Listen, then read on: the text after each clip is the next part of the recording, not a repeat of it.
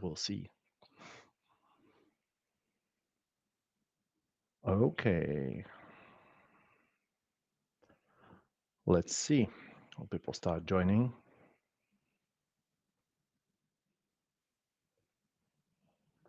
I think we should give like approx 2-3 minutes, I think, so Daria can actually start.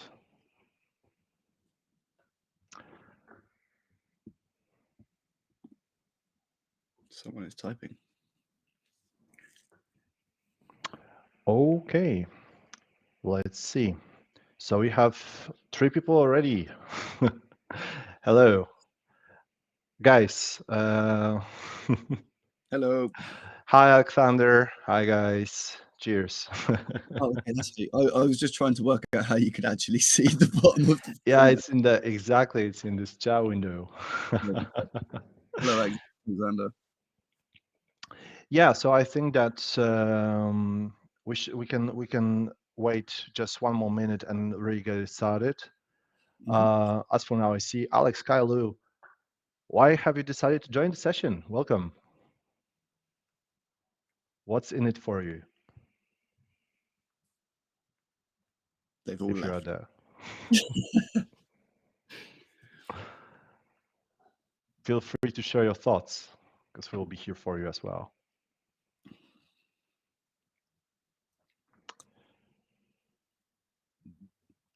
Okay. So Tyler, we get it started. Yep. Alrighty, let's get.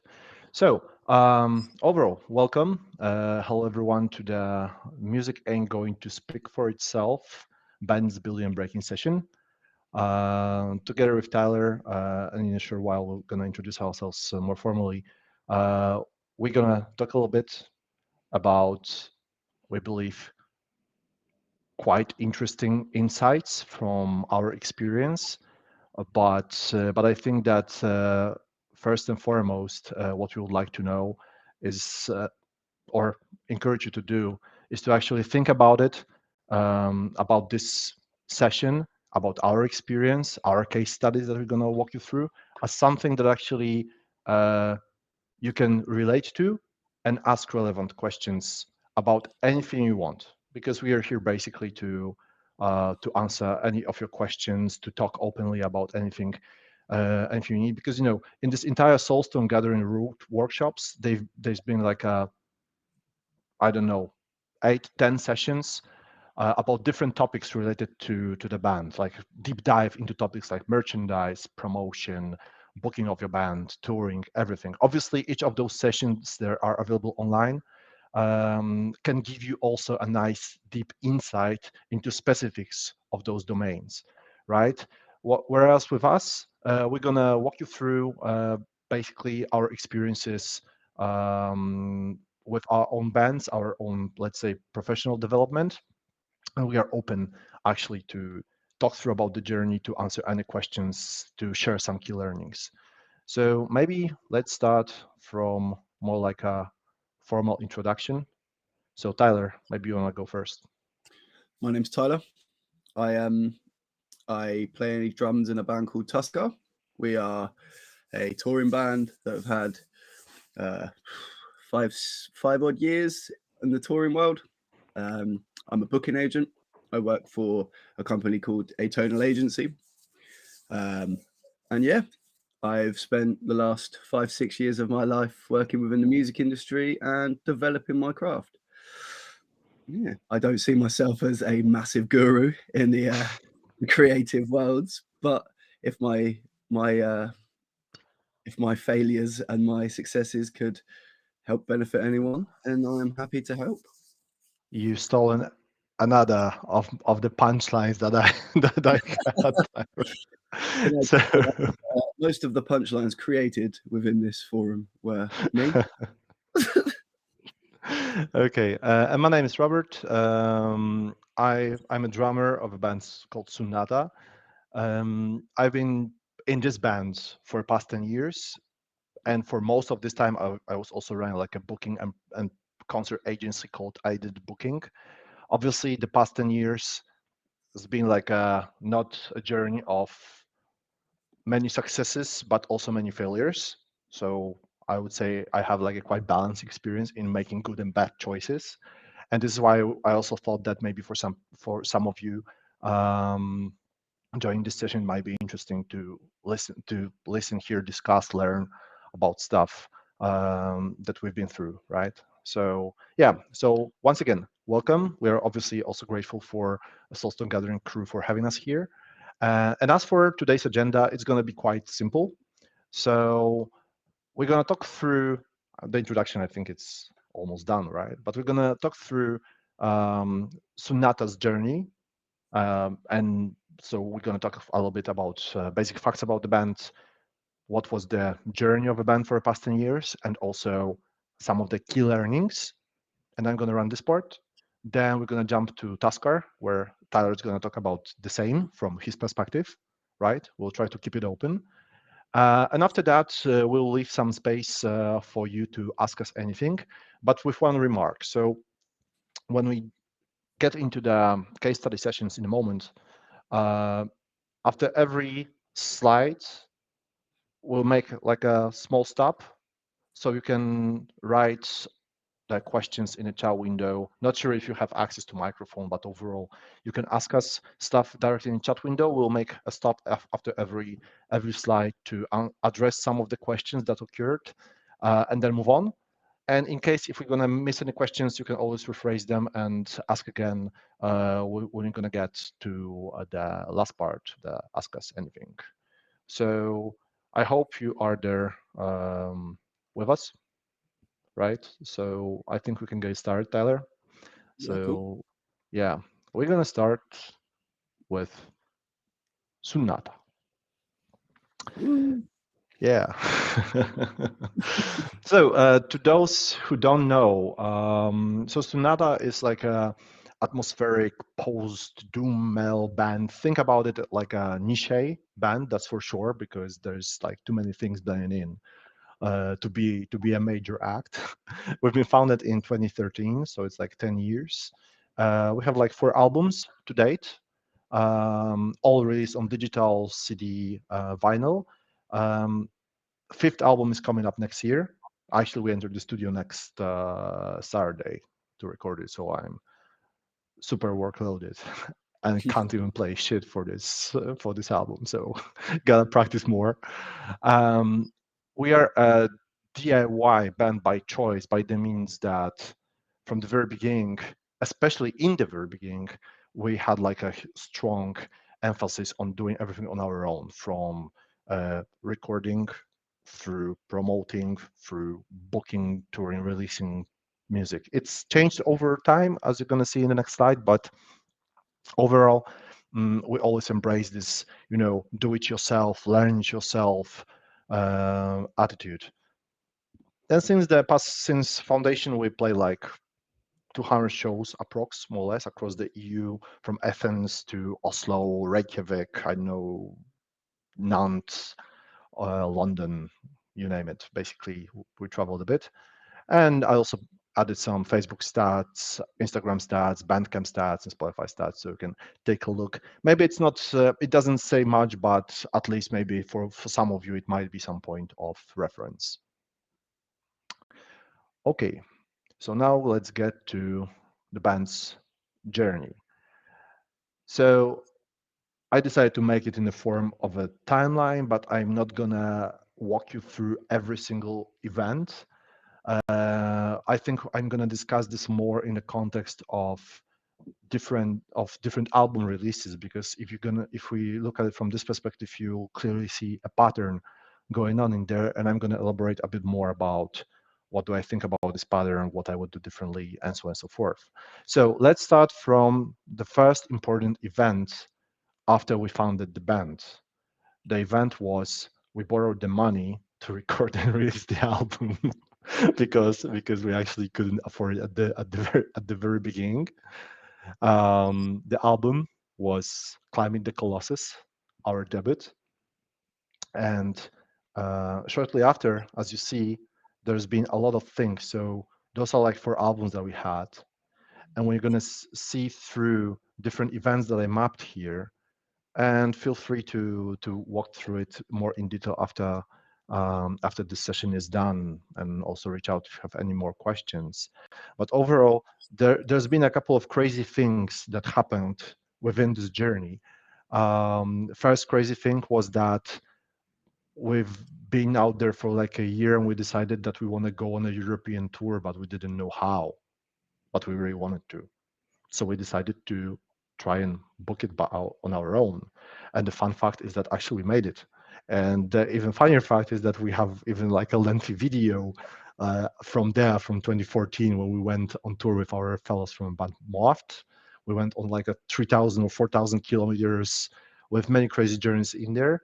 But we actually, it took us, I don't know, like 8 months to settle the dates and schedule the tour. It was like a crazy idea. Obviously, we had shortly after that, we even had more crazy event taking place, which was that at one of the events we met like a, how to say that, headhunter A&R agent from one of the bigger metal labels in Europe, and he proposed us after we handed him an album.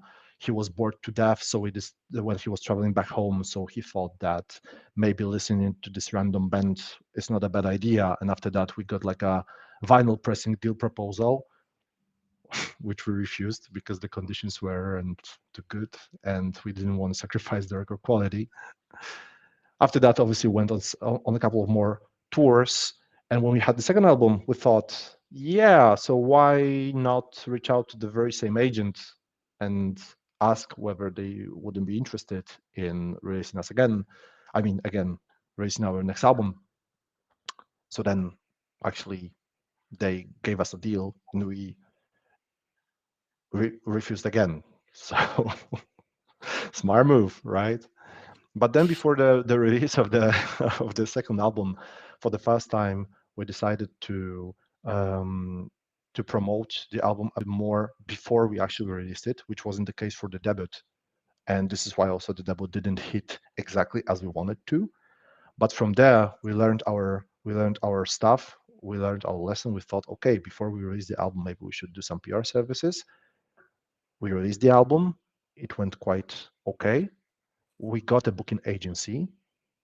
We thought, yeah, we have two albums. We've been out there for like 3 years.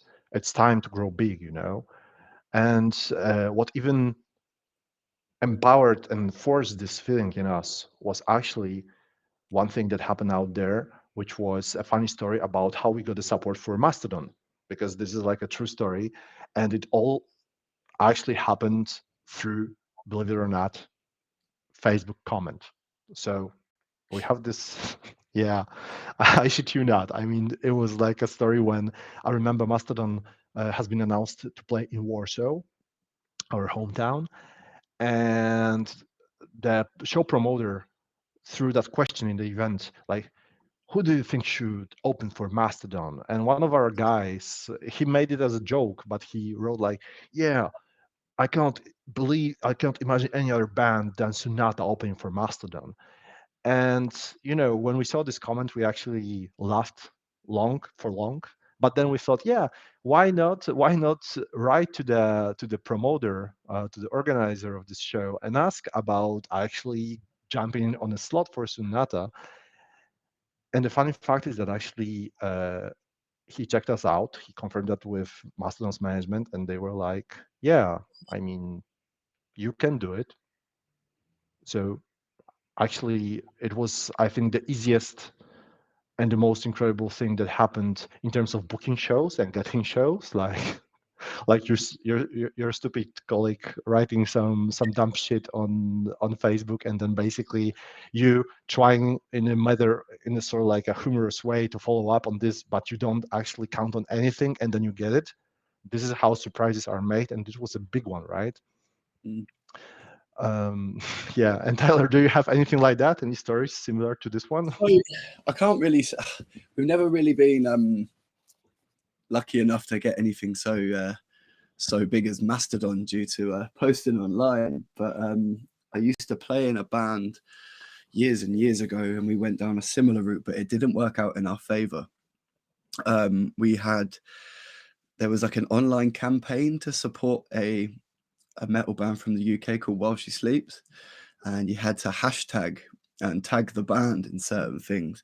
And I remember sitting there with my bandmates at the time, tagging continuously and getting all of our friends, getting everyone to get involved so we could support them at our local venue. It didn't work in our favour, but I often find that some of these campaigns and things like that are just basically used for promotional assets for the band rather than to actually benefit the young bands trying to buy Yeah. their way into things. But yeah, not as good a story with a worse outcome in personal opinion, but hey, similar. So I'm not gonna make my situation better by saying that I also got us like a show in Iceland by commenting on a background photo on Facebook. No, I feel like maybe the etiquette in Europe might be a little bit different to in the UK. On Yeah. posts in the UK, you'll get a swift one-word answer. Yeah, I mean, to us, trying to get anything in UK was usually, well, a tough, tough wall to break through. So The UK is a hard market, man. We are yeah, it's true. a But it, also, isn't it also because it's I would say very professionalized, so to speak? um yes and no. I feel like there is certainly like a different hierarchy in the UK when it comes to bands and like the promoters. I feel like Europe, especially in various territories, there are um, different levels of bands playing the more major festivals, whereas here it's all about the bands that are on management companies, the bands that are being pushed by the correct channels. Unless you have the right in to get them certain places, I think it's less accessible for a up and coming band or a band without the reach of a booking agent or a decent management company, things like that. Yeah, I I feel guess. it's very much more hit and miss, and I feel like it's not really done the UK any favors.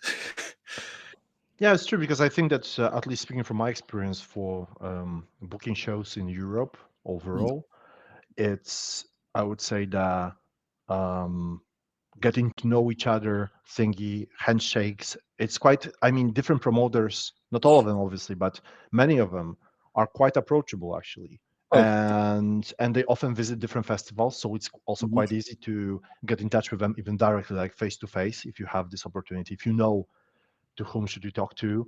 And also there is like a lot of events that are like done DIY, you know, by fans for fans, right? By the yes. means that I, don't get me smaller wrong. events. That is still here. That is still in the UK. It's a thing. I just think it's more like when you're trying to climb the ladder or trying to get that next step. I feel like it's a different story in the UK compared to how it is in Europe. Like you can you can put on a show with new bands in Europe and probably have more people turn up than you would in the UK. You know, it's a harder Mhm. market, but that's not taken away from the UK. Obviously, there are great promoters here, and there are fantastic people that really do support and drive bands. It's just a totally different sort of ball game.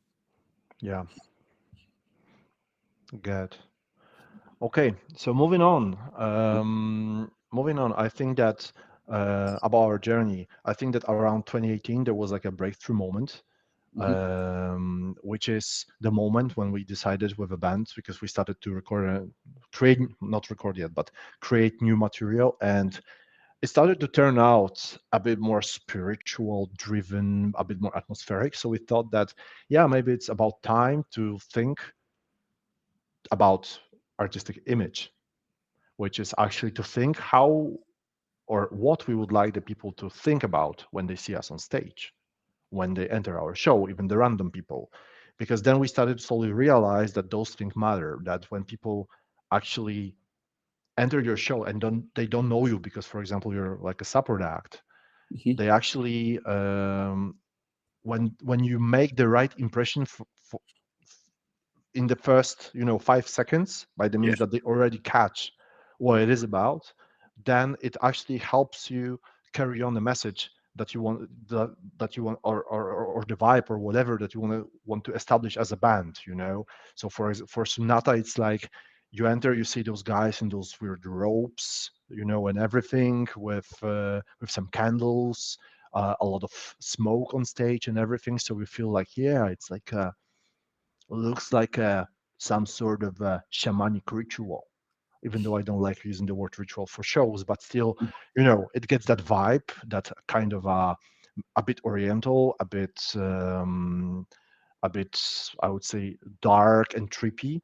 So when we started doing this, we noticed that people actually do care about it, and it has its impact. So from my perspective, one of the defining moments for Sunnata was that after we had the learnings from re- re- basically creating and releasing the first two albums, for the third one, we started to iterate and think, okay, so how can we make the impact even bigger this time? And it resulted in setting the stage image, Mm. right? So not everyone likes stage image to some extent, right? Some people think that for in our case it might be a bit too theatrical, therefore fake.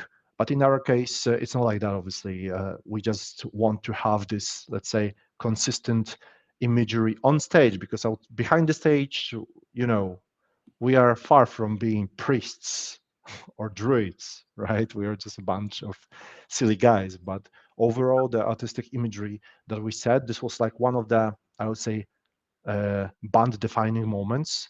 I think one of the biggest ones from the very beginning, that carried us on later and helped us establish even this image with the next release. What is your perspective on the band imagery, Tyler?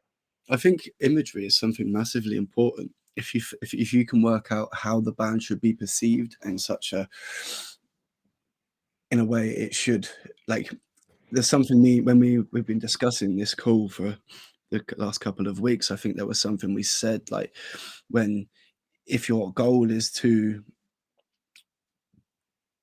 become the next big thing or to create something so like powerful in the music industry, then I think there is this goal of like acting as a big artist from the start, creating your brand, creating your perception and the way you should be viewed by your audience. And I feel like unless yeah, I feel like the imagery really depends on the creativity of the music and the way the music should be perceived. Like a lot of bands, like, you know, black metal bands and like yourselves, like there is a stern image there. And I feel like I see a lot of bands that have said images, but really don't translate with the music they perform. I think as long as there's a correlation between the way the band looks and the music they're actually performing, I think it makes more sense. You know, it's got to make sense. If it doesn't and it doesn't correlate well, then I think it's you've lost your brand before you've even created it. You know. Yeah, Um, yeah, yeah, that's something you see quite a lot in the UK. Is a lot of bands with like a stern, strict like image on stage, and they're like, what? Why are they playing this sort of music? But sometimes, unless you're trying to do something completely off the wall and different, and just trying to confuse genres and something, then yeah. that image has to be correct for it to be portrayed in the way that you're trying to portray it. You know.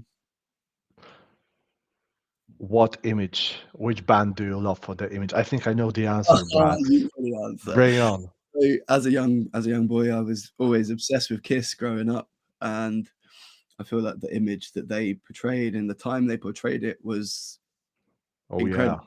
yeah, You know, it was such a genre defining. Um, it's just incredible, really. Like nothing really compared to it. You know, and now as time's gone on, that image has sort of been destroyed and cheapened, really, by the brand that they are. But for its time, it was something so standout-ish and different. But I feel like in today's modern age, that it can't be done. You know, that was a shock yeah. factor. The shock factor is something so important then, but these days everything's been done. you know. So it's kind of Yeah, like postmodernism sucks for that. I mean, everything's been said, everything's been you can't done. shop anyone anymore, in my opinion, unless you just got to write some good tunes and create a strong brand to be Yeah, able to like authenticate what was done before, you know. yeah, it's true. That's true. That's why I got into music business more than anything, is because of Kiss.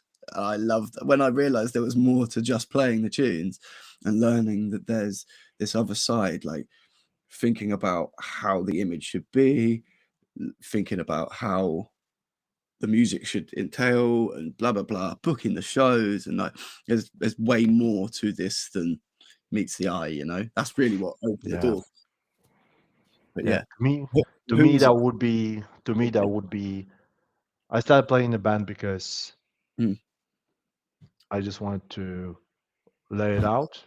mhm. But I started booking bands and doing shows because no one was bringing the bands that I wanted. So I thought that yeah, maybe maybe I'll do it myself, even though I didn't know a single thing about booking bands. You know. Yeah, there's like a lot of great stories behind it. So anyway, moving forward. So overall, as I said, this artistic direction for a band was for us something that made us think about the band in a more mature way. Obviously, we've done some of other great things like playing with Sleep, you know, icon in our music genre. So we were like, yeah, it's happening. I wouldn't believe if I would travel back in time and told myself in 2014 or 2013 that I'm going to do it, I wouldn't believe myself. Mm. I would say, no, go back to the future. I can't believe that. That was great. We also did like we also got like a contract with another booking agency because with the first one it didn't go out well. I'm going to talk about it on the next slide. Why? And then the COVID hit, right? And actually, it basically cut us out from playing longer tours for like 3 years. So it's like 1/3 of band's existence was just cut out. Yet we still decided to record and release the album in COVID, and we recorded it in 2020. That was like, you know, hard lockdown and everything. We released it in 2021.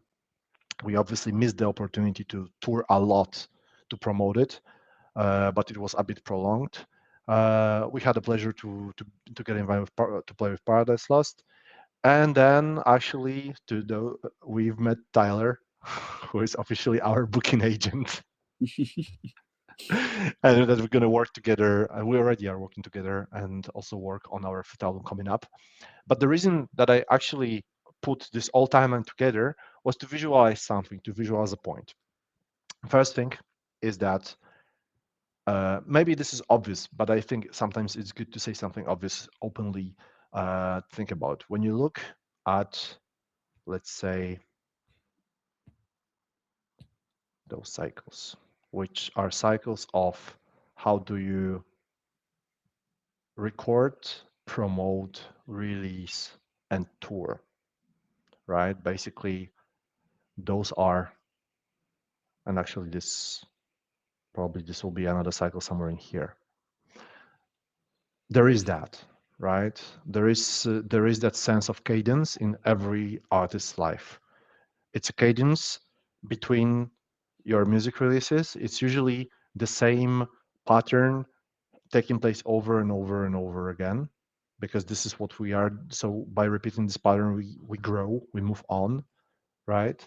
So this is the one thing, and I'm going to elaborate on it in a moment. But there are also a couple of things that I would do differently, actually looking from this perspective of being wiser after 10 years, probably something like that. Meaning that definitely what would help us break through a bit more in the beginning was it would be like to set straight what do we want to get from the audience, what feeling, what do we want to say with our music. But obviously I'm saying this because I'm smarter through this experience. I didn't know that back in the days, right? At the beginning, we didn't know who do we want to be, how do we want to be perceived, what do you want to release, how to shape the records, how to shape the image and everything. And at first, actually, we thought it's probably stupid.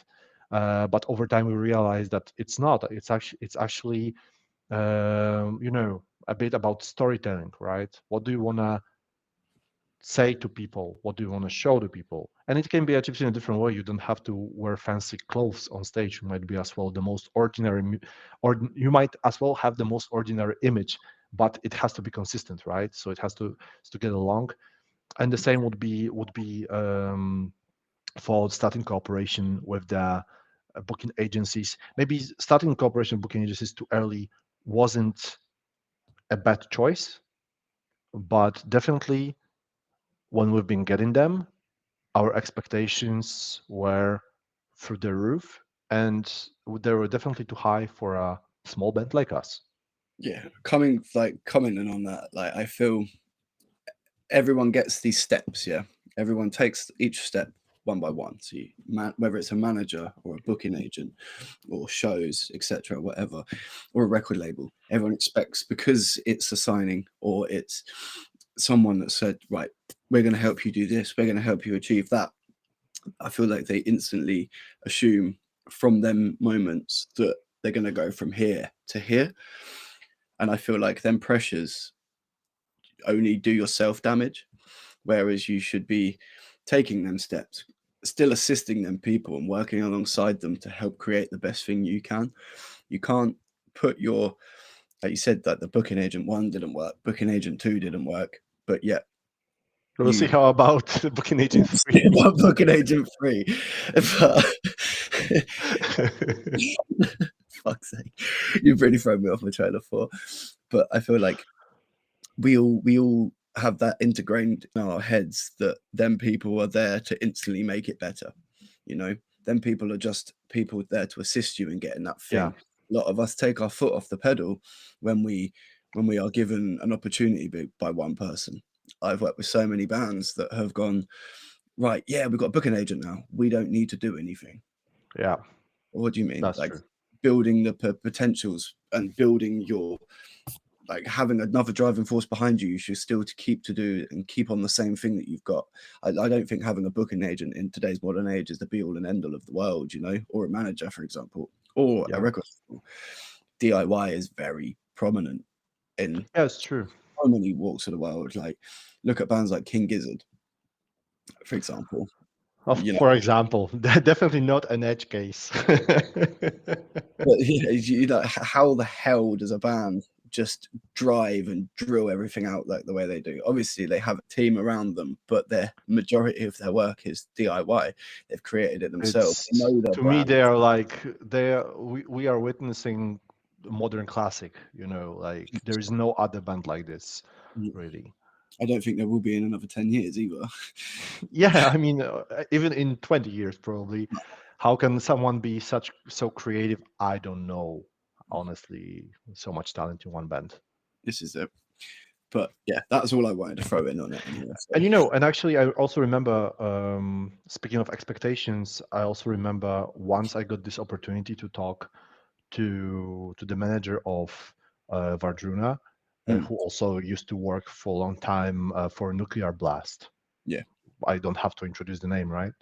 Mhm. And of the label. And actually, I just wanted to ask whether my assumptions are correct, whether the direction we are headed it's fine, because we thought that maybe we are doing something wrong. Maybe because maybe we should be bigger than we are, you know. And and what he told me, and I'm gonna remember that for long. He told me that, yeah, so you're out for like what, 10 years? So you're just like, like a children as a band. Like think about bands like Converge, who, made it through with Jane Doe after, I don't know, probably also something like 10 years in, because, he told me that given that we have very low entry points for any musician right now, it's not like it used to be when you had, you know, the access to learn the music and the access to grow, to build a band, the access to all this knowledge was hard. Nowadays, you have everything on YouTube. People are selling this knowledge also through different sorts of digital products, and everything is out there. So obviously, the entry level is lower. but this also means that, you know, the competition is bigger, but on the other end, you have all the tools to succeed and grow on Yeah. your own as an artist, right? But you shouldn't be expecting overnight success, because I believe that this is something that, especially nowadays, we might be told that can happen, and I'm not saying it cannot, because we have many brilliant examples of that, of the bands that build huge success overnight, right? Yeah. Yet, I would say it's good that they did. It's great if it's going to happen to you, but don't expect that from yourself, because it's going to be, you might be get awfully disappointed at the very beginning. Um, but yeah, so overall, before I get to the key learnings that we put together from this, to the guys that we have out here, is there anything you would like to ask, looking at this slide, or not?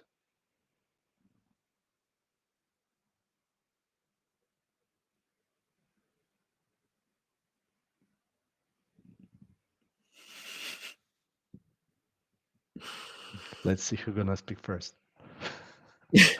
Okay, moving on then.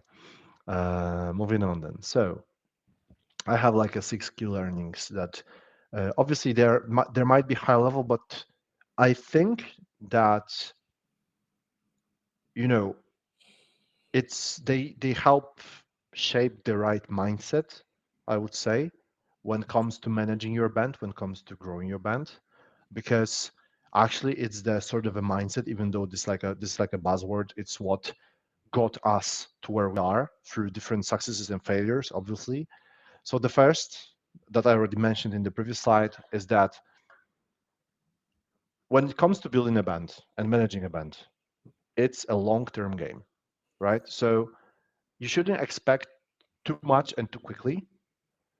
Basically, if you get the basics right, meaning that, I don't know, you have this in social media profiles, you know how to record an album and your music doesn't suck, you know, or Oh, at least, yeah. Alexander's asked a question. What should we focus on when we are we're on a very tight budget? I think there's so many elements to being on a tight budget, man. Like with Tuskar, for example, we recorded our first album for free, more or less. Like we recorded in a guy's like loft. I think to start with, if you're on a tight budget, just do what you can to your best potential. Like as Robert is saying now, like it's a long term game, man. You don't need to have that budget as a starting point. You need to learn the ropes and just do what you can to get where you need to be. Like record what you can, release it how you can. There's so many ways to get your music out there, as we've been stating, like with the DIY aesthetic of modern technology, you can get your music quicker to everyone everywhere, you know, like going through Facebook groups and things like that and finding various different people that can put your music on playlists and stuff like that. You can take so many different avenues. But it depends where you're starting from to be able to tell you where the tight budget is, you know. But you know, it's like for us, it was also the like, as I shown in the previous slide, we start from borrowing money from our sisters and families and friends. Yeah. But honestly, you know, the first album of Sunnata has been recorded. You know, the only professional recording, which also wasn't like an obligatory thing to have, was the drums. But the rest, come on, we basically recorded this in our rehearsal room, and that's it. And we did it because if you think about your main, okay, it's gonna sound sales like, but your main product is your music, right? And what you have to do with your music, you have to get it out to the people. Depending on what you're playing, what band, what music, or whatever, Mhm. you know, if you are like a songwriter, you can as well record yourself with a phone. Who cares? Just to get it out there, right? If you are, if you are like a bigger band, you can think differently. But you know, self-recording is definitely achievable for, I would say, most of the musicians, because the basic thing is to get the music out there, because this sets you the foundation to do everything else. And by everything else, I mean you have something to reach out to promoters, right? Different bookers or whoever, or basically to show to people. Same for the journalists, bloggers, whatever.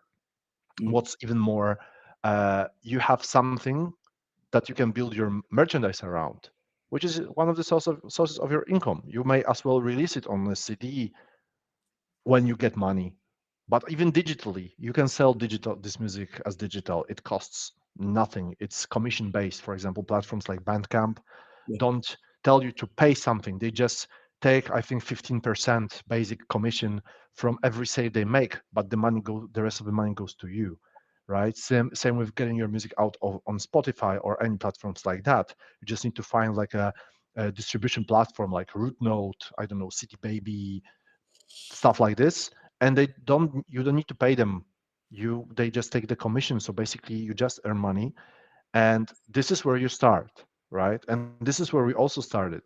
We also started with very tight budgets. We also started when we had to earn all this money from the bottom, from the starting point being nothing to the starting point that after the years we managed to build the momentum, to build the budget to the point that we don't have to pay anything by our own because it's the band that funds itself. Okay, so far we released 3 EPs and LP on our own, but we want to record our upcoming second LP Uh, and then can promote it much wider.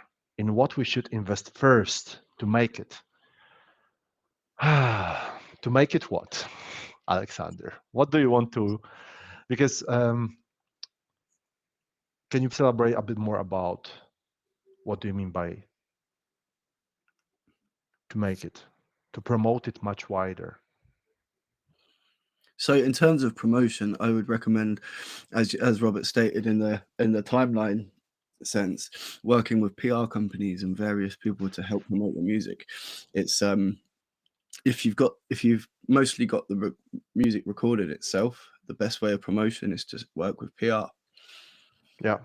And actually, when it comes to how much does it cost, I think, at least speaking from my overview on different PR freelancers, because we're not speaking about hiring like a top-notch PR company, we are speaking about hiring specific freelancers that do those services.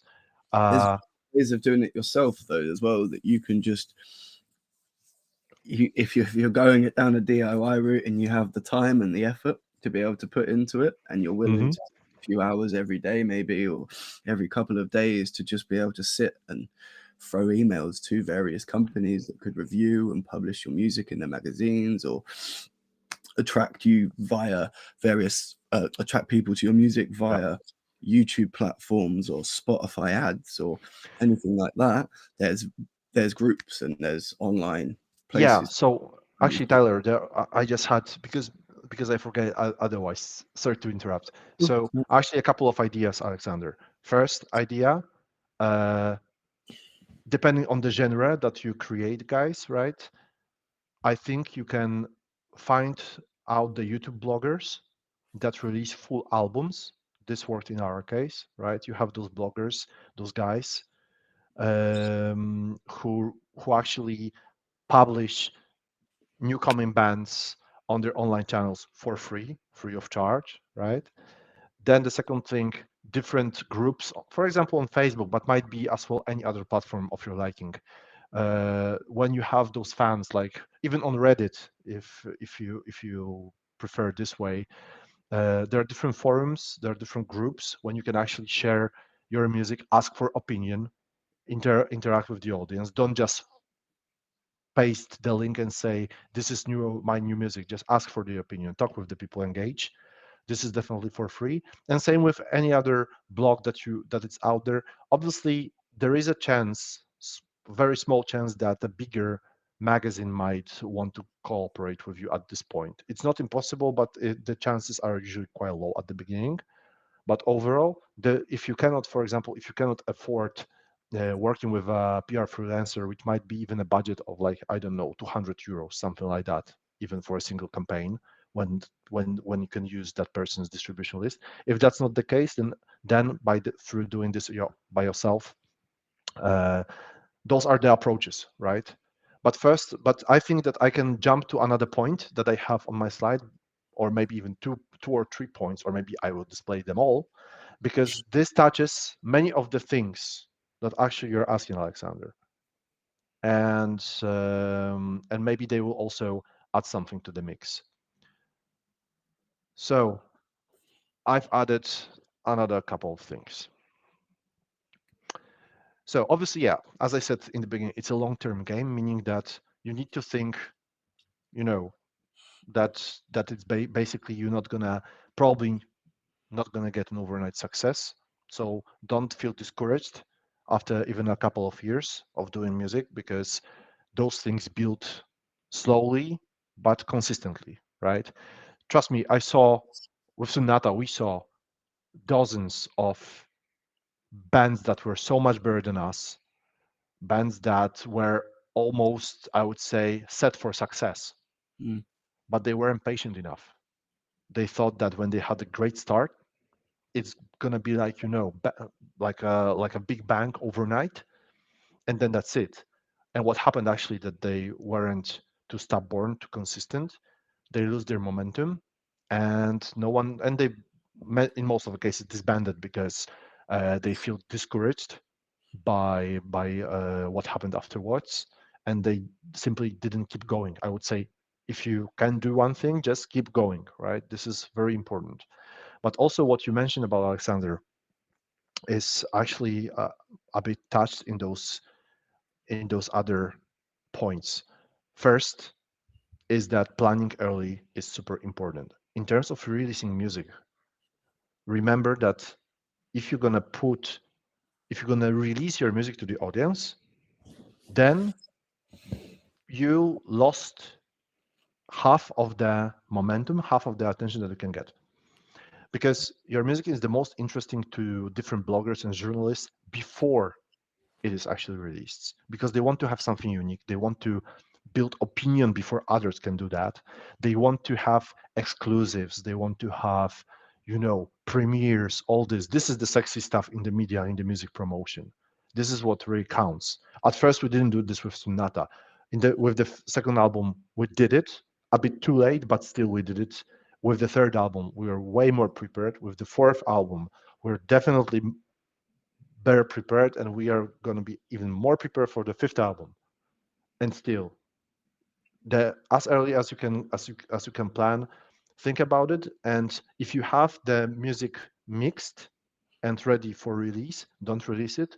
This is your product for now to take and carry on to, I don't know, different bloggers, different YouTubers, whoever. You need to do research on your own to understand who is who for different genres if it looks differently, right? We did this homework and identified a couple of, for example, YouTubers who, in our case, it was Mr. Doom, for example, or underrated music, like really nice bloggers, very approachable, who were open to actually make like a album premiere with us. So if that person has, I don't know, 5,000 subscribers, 50,000 subscribers, 500,000 subscribers, you get part of their audience, you get part of their reach, which in the beginning might really, really work for you. But also, it's good to remember that if you are setting yourself for such cooperation that a blogger will release your music, also think upfront about the merch, because what they often do is they link your, for example, your the page where someone can buy your music. So in this case, when you think about it upfront, then what you're gonna get in the end is like for example, a YouTuber releasing a full album, like a premiere. In the description, there's gonna be a link to the page when people can buy the digital version of this album, or can buy your T-shirt or a CD. Don't underestimate the power of it. What's even more, you don't even need to have money for that, because you can make a pre-order. There is that functionality on Bandcamp. People do pre-orders, and essentially what this means that people pay you for something that you didn't produce yet. So they give you the money so you can do it. Mm. it right? Simple as that. But obviously, if you are in for a do-it-yourself, This is why I put this one. This also means that pay it yourself, right? If you don't want to go or don't have an opportunity to work even with a small label, then the costs, obviously the profits are on you, but the costs are on you as well. And those costs are mostly your money and your time. Because if you want to do the stuff yourself, you need to sacrifice and invest some of your time, right, into learning this stuff. The same way like you're joining guys sessions like this just to hear about some of the experience, learn something, right? You do it because you want to grow yourself as an artist, you want to grow yourself as bands, and you gotta remember that do it yourself means that the costs are usually on you, or at least on your family that can borrow you money, or your fans that can pre-order stuff from you, right? I like that. Sorry, I had to do it. I had to do it. Yeah, Every has that initial fear of like, how am I going to afford this? How am I going to pay for this? Don't get me wrong, like that's not something that will ever change. As an artist now, I still have that fear myself. Like I'm not out here making thousands of pounds from the band, you know what I mean? We get by getting by. And I think that is something that you do learn after making a few mistakes and things.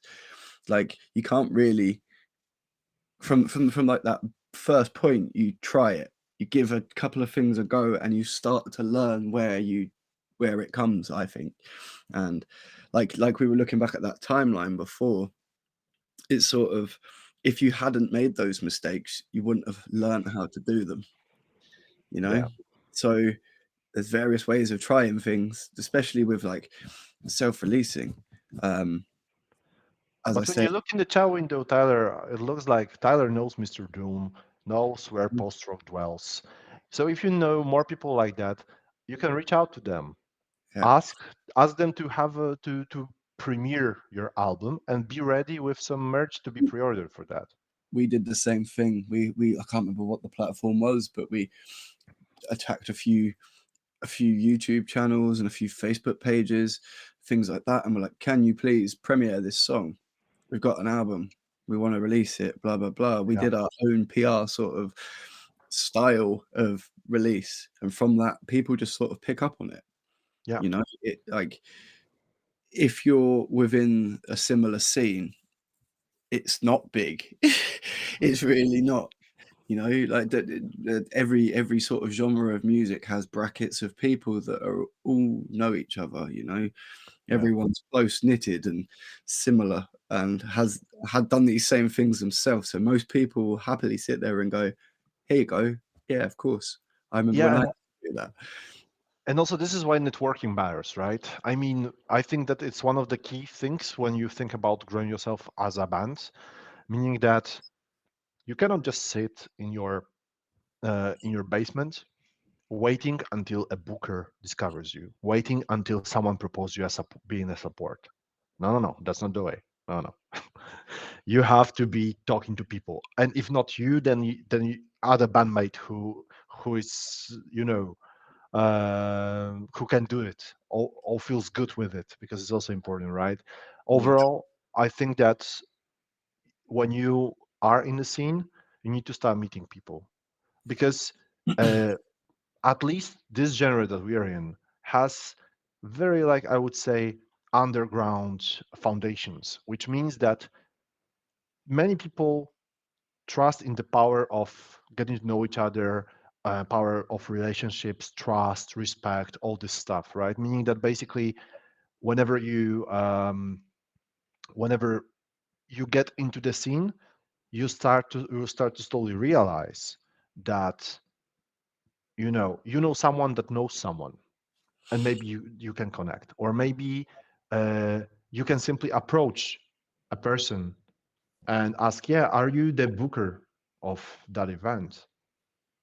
And then, for example, share the music, a word about you, or maybe basically go for a beer and that's it. And after some time, it might work, because people definitely, and it's a simple thing, and it's nothing bad in actually networking with others, I, right? I And I know remember. that. I remember when we, sorry man, I didn't mean to overtalk. Like, when we Go ahead. first started Tuskar, one of the things that me and Tom did, we had like this weird sort of few months of just going through Facebook and adding everyone we knew that was involved in the scene. People are still doing that. Yeah, man, no, fuck it. What does it matter? You know when people are like, I hate it when people add me on Facebook and then invite me to like their band page. Shut up. Who cares? This person is trying to up themselves and get their Yeah, band to the next level. yeah, And I think that is something that shouldn't matter, you know? We've all been there. You know? yeah. And Yeah, it's, we went through and added all of these people, and whether we spoke to them within like the first few months or didn't, like we didn't. and you know what? Actually, you said about this adding people on Facebook.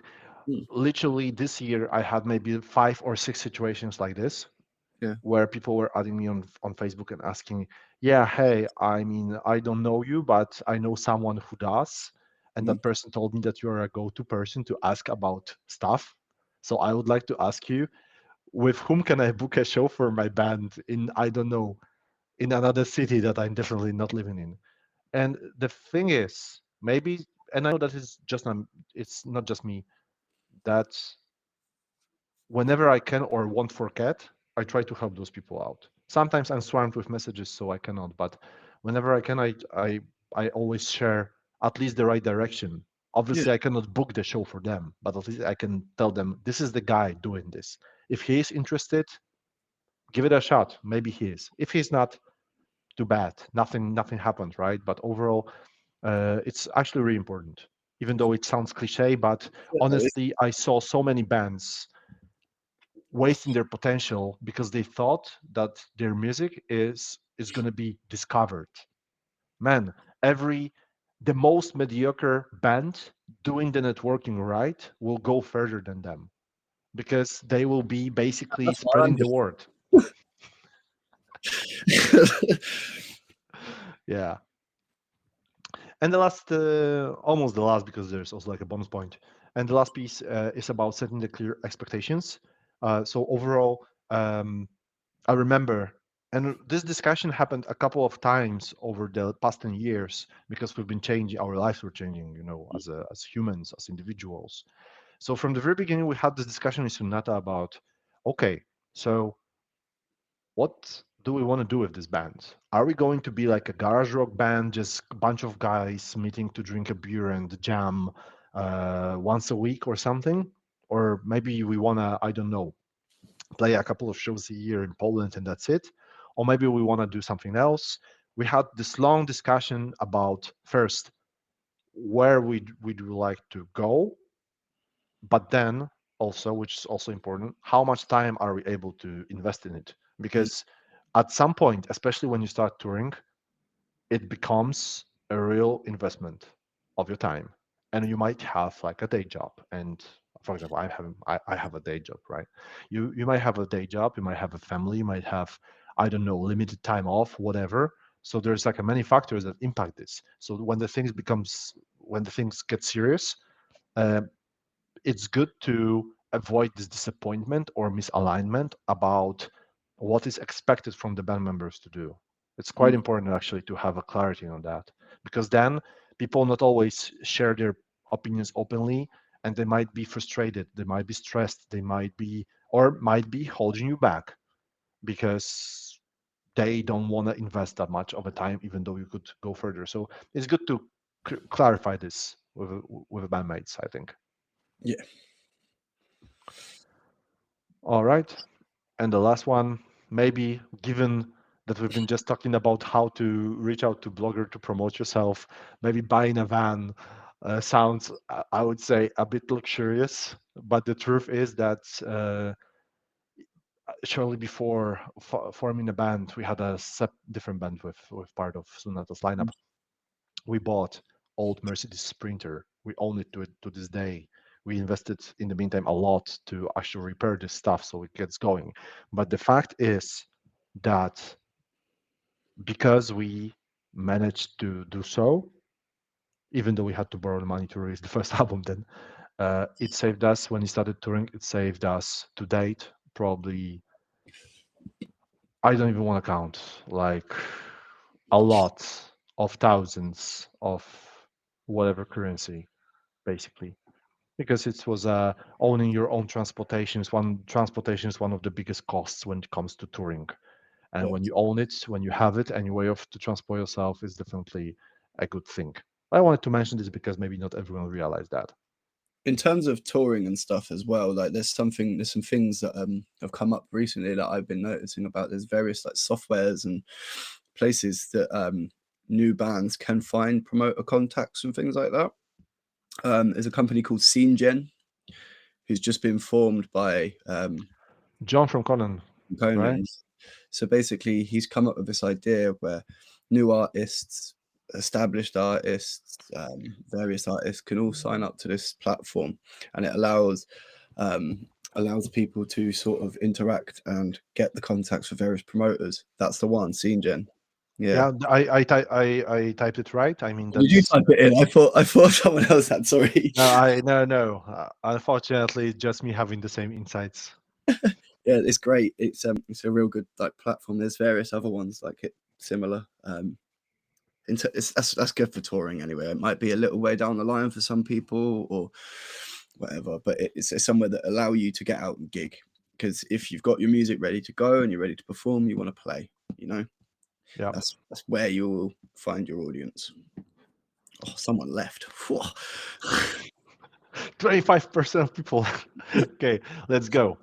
Last part that I wanted to show and prove the point, kind of, it's that what you're saying. I'm not gonna dive into specific numbers, but what I'm showing is that when I shown you the cycles of a band when doing the things right and a bit with a bit help of a luck, this is how album sales were growing over with every next album release over time. When we started down here on Bandcamp, then we went here, here, and here. It was like a huge increase overall. So this just proves the point that be in for a long game because it's like a long growth, it's like a long-term investments, like aim for like 10 years and it's gonna be good because you're gonna grow anyway. Just keep doing your stuff. Mm. Yeah. Alrighty. My turn. Yep. So Okay. I this is Tuskar. Tuskar is basically a two-piece metal band. You say, we've never really conformed or tried to conform to any sort of genre specifics. We find ourselves within the doom and stoner sludge scene, noise music. We were formed in 2016. We were formed in 2016 and only released our first album in 2022. It took us time to sort of grow and decide how we wanted to play things. We released a couple of EPs in the meantime, and yeah, we didn't really find ourselves. And I would consider the first 4 years like learning process. As Rob was saying earlier, it's a growing process, and you have to make the mistakes to learn where the opportunity is. We've always had like a punk ethos almost, never really thought, right, this is how we want to do it. We're going to do it like this. We're going to be popular and famous or anything like that. It's just, yeah, two friends making music. That's it. And yeah, something I said many years ago is if we're pissing people off, then at least they're talking about us, And I find that has stuck with me for the last 5 years, and it won't leave. Fucking hell, it's been more than 5 years, 7 years. 7 years pissing people off since 2016. Yeah, pissing people off since 2016. And yes, Alexander, that's the one. Seeing Jen. Cool, man. Yeah. If you can skip the next slide for me. So, as I said before, Tuskar is no problem. As Tuskar started, we our goal was to never lose our love for our music. We never really wanted to be a huge big band. We just wanted to tour with my best friend and have fun doing that. And like music has always been like the main goal for both of us. And like, yeah, being a duo in underground metal music really isn't like the recipe for becoming like a breaking band, you know. Like, we've got to be real, you know, but we've had some serious success. I say serious success. We've had some great success. We played with bands like Black Label Society, Red Fang, I Hate God, Crowbar. Like, I've stopped the list there because we've been doing it a while now, you know. We've played Mystic Festival, Bloodstock, Damnation, various others, and yeah, we've only last year met with a really small, compassionate record label who have the same etiquette and the same love for the music that they release as we do. And I think that was purely through meeting people and networking. As Rob was saying, networking is your most poignant part of anything. Just going to shows, meeting people. Like Dan, the guy that introduced me to Church Road, was someone I went to university with 5 years or some years ago. And he was just like, "Oh, I'm working with these. How's the band going?" And I was like, "Yeah, haven't got a record label. We've got a record ready to go. We can't afford to release it, you know." And he's like, "Oh, well, I'll send it to them." Simple, you know. It's about one of the biggest sayings that has ever stuck was, it's not about what you know, it's about who you know. And yeah, that's that. Especially that you know that we all start when we start creating music. We usually are, or maybe not usually, but often we are in sort of a community because Yeah, we are going to shows, we are going to that's concerts, it. and we more or less know the people coming there or Yeah, recognize some of them or know someone who's knows someone. And this is that's how actually this is being done, right? I mean, people just meet each other, talk to each other, and they mhm, at some point they decide, yeah, maybe we can do something together. yeah. But you have to do it in order to get it, right? Yeah, yeah, it's probably part of it's going to be on the next slide, to be honest. So I'm not going to go into too much detail on this before I start stealing my own liners. But yeah, basically, yeah, it takes, as like you can see here, like it's a long process to get something. As Rob was showing in the previous slide, like a 10-year period is nothing in terms of growing a band and starting a band that actually starts to tour and starts to show and Yeah. starts to play shows, sorry, and release a record, you know. We started in 2016 and we didn't release an album until 2022. It, Nice. yeah, that's a long period of time, man. Granted, the album was ready to go at the beginning of COVID, but we waited. So it's kind of 4 years, 5 years, whatever it was. It's a big process. It's Yeah. something that I personally don't think you need to rush unless your goal is to be the next big thing. That is the only time you should be thinking about it in like in a short time frame, you know. Yeah. Um, Yeah, next slide, mate. I might as well jump on because I don't want to talk about myself too much. Like, yeah, as I was stating before, my number one key on this is don't forget why you started it. So I feel like I've met so many bands and had issues myself with like burning out, you know, and it's really easily done if you continue to strive and push and push and push. You get bogged down, and which really does lead me on to my second point, and one of the hardest things I have ever dealt with as a musician is watching your peers and watching people around you and wondering why it's not happening to you. It will happen. It's like if you can write good music and you can push yourself enough for people to want to listen to it and go and meet these people, then like it will happen. Like, and do not watch other people. Yeah. Like, I still struggle with it now. Like, and I've been doing this, as I say, like, well, best part of 10 years as well. It's something that has always like tortured me. You know, why is that band doing better than mine? Why are they playing that show and we're not? And until like you really have that moment when you go, it doesn't fucking matter. I can get on and do this. And But it takes time, right? I mean, I think we've all been there. everyone's journey is different, you know. Yeah. Yeah, I Everyone, can I can relate to that. I can relate to that for sure. I mean, even to this day, but it's just a small thing mm, right now. But back in the days, especially in the beginning of the band, we've been looking after our peers, after our colleagues succeeding more faster. We've been like, man, what are they? In what they are better than us? How? How I have they? mean, we do the same thing. It's not fair. It's, So, it's strange, isn't it? Because yeah. it almost, I feel like until I really clocked that and understood why people were doing things and how to talk to people and just be there, it was like a moment where I went, oh, okay, I need to stop worrying about other bands. The more time Yeah. you focus on someone else, the time you're taking to focus on yourself, you know. Um, Oh, that's a nice punchline. take Another one. it. Yeah. So point three, I'd say don't say no. This one relates a little bit more to my career as a booking agent and things like that.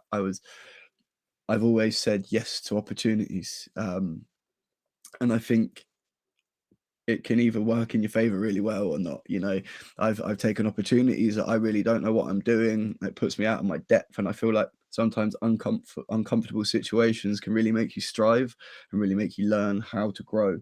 Obviously, you need to get yourself into them positions before you can really have the opportunity to say yes to things. But I feel as an artist, it gives you like, okay, as an artist, don't say yes to everything. Right?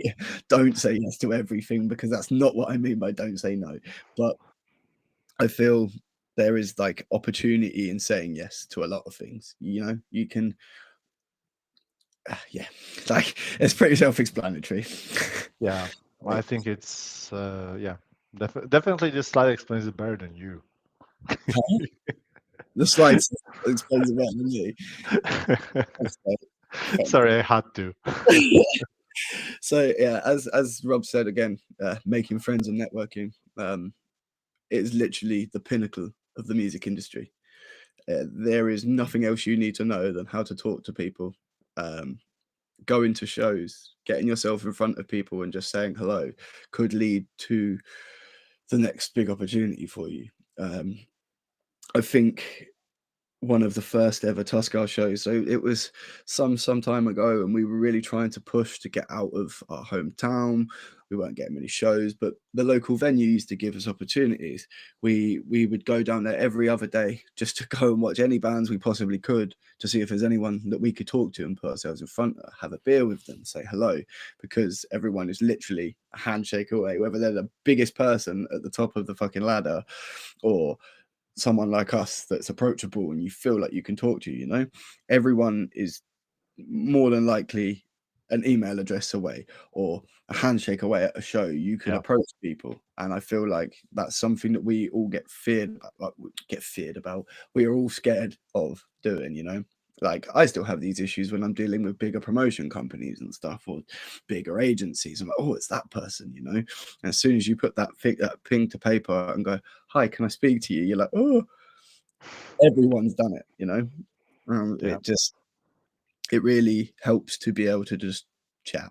And I think if the more times you put yourself in front of that person, and that person will then remember you and just make sure you're on the right sort of path when you're talking to them.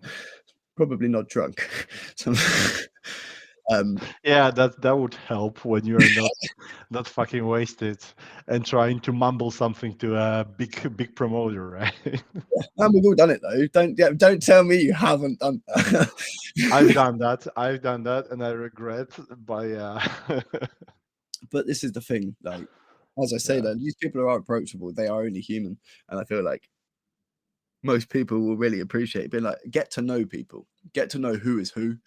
Like, do your research, as Rob was saying before. Like, even when if it's whether it's people on like PR people, whether it's someone that puts on shows, whether it's a label, whether it's anyone. It depends whatever level you're at. But just go get to know who the people are. You can find them. You can do your research online, and everyone's there. Like, God damn it, you can find me if you go online.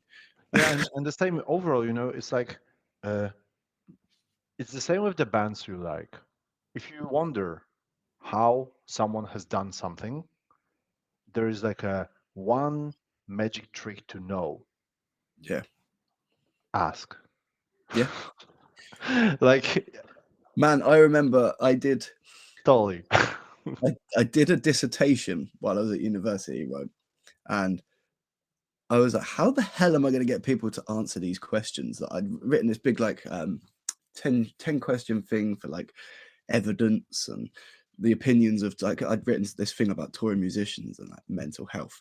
Obviously, nearly failed because I'm not very literate, but I was asking like various musicians, and I was like, hang on, these people are so approachable.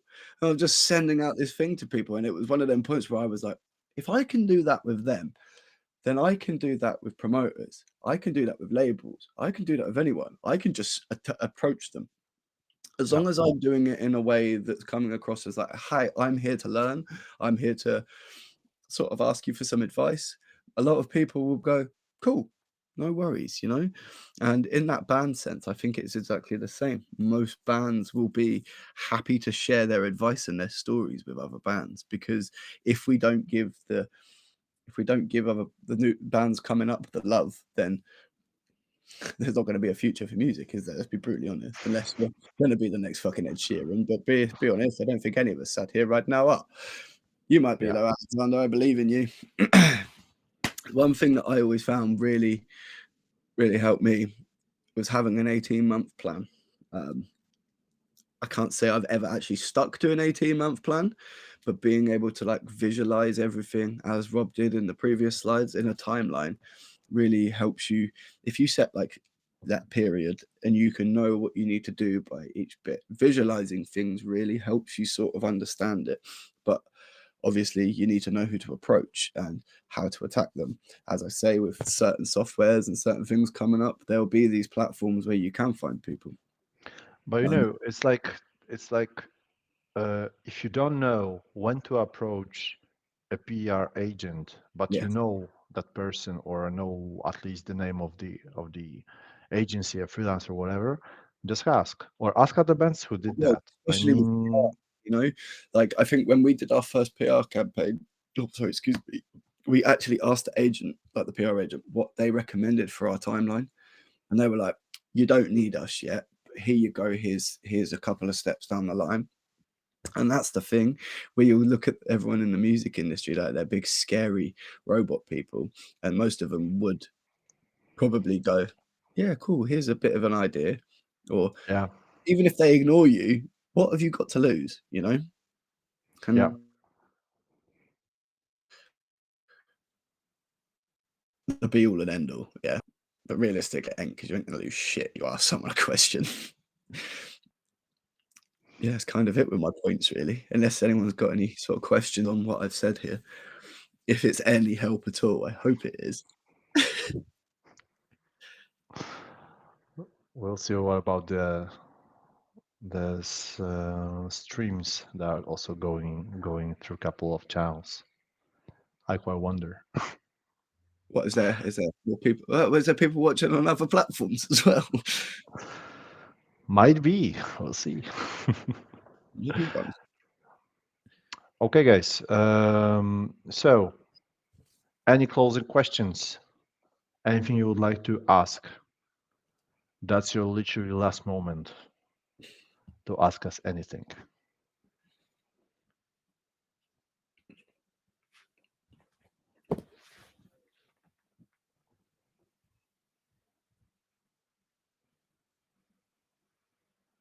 And if you don't have any further questions, I would say you can reach out to us if you want, because I believe that makes sense combined with all this approachability Yeah, networking thingy that we've discussed. So whenever you have a question, you can always, for in case of Sunnata, you don't even need to add me on Facebook. I run social media profiles. You can just write to the band about yeah. stuff, and Likewise, we'll I'm more answer. than happy to answer anything. We'll go into more detail on certain points that have been made. You know, Yeah, because it's hard to sort of articulate points correctly, especially when you've got a camera in front of you and know that people are watching you. that's true. That's true.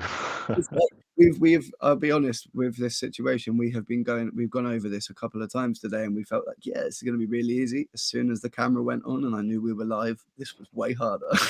Yeah, it's like this red light, red light situation when you and start recording in a studio, and you know your material, but as soon as they hit the record button, everyone's like No. blank, you know, and you're super stressed. So yeah. Well, I've had that on stage before. I can't remember where we were playing, but we were at a gig, and I just stopped to the second song and was like, I don't remember any of it. And yeah, that's it's off the cuff. Okay, Yeah, so someone's typing, man. yeah, someone's typing, so keep typing. We won't gonna go until you stop. Wow, thank you. Work Thanks, there. Alexander. And thanks everyone for joining actually this session.